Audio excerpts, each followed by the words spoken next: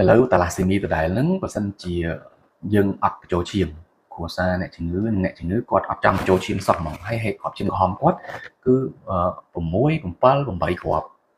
ខោ9រហូតទៅហើយដែលល្អគឺតិចផុត12គ្រាប់13គ្រាប់14គ្រាប់អីចឹងទៅយើងនិយាយឲ្យស្រួលយល់ណា hemoglobin ដែលល្អគឺលើសពី12ក្រាមក្នុង1ដេស៊ីលីត្រហើយដែលល្អហ្មងក្នុងតាឡាស៊ីមីកាលណាលើសពី9ទៅគ្រូពេទ្យអត់បញ្ចូលឈាមទេអត់ចាំបាច់បញ្ចូលឈាមគេហៅថាតាឡាស៊ីមី non transfusion dependent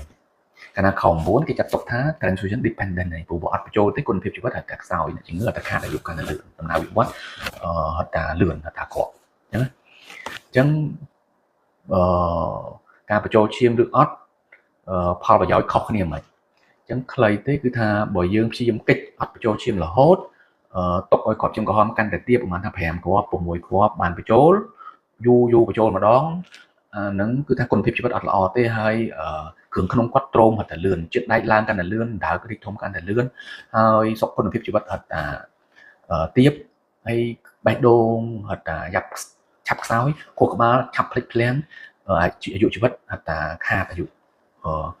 ហើយប្រព័ន្ធការពារក៏ខ្សោយដែរយើងដឹងហើយគឺខ្វះអុកស៊ីហ្សែនគ្រប់ផ្នែកទាំងអស់នៃរាងកាយគ្រប់រាងកាយទាំងអស់ខ្សោយទាំងអស់រួមទាំងទាហានការពារគាត់ក៏ខ្សោយដែរព្រោះស៊ីអុកស៊ីហ្សែនអត់គ្រប់អត់មានថាមពលអត់មានកម្លាំងទេអត់មានចំហេះធម្មពលទេ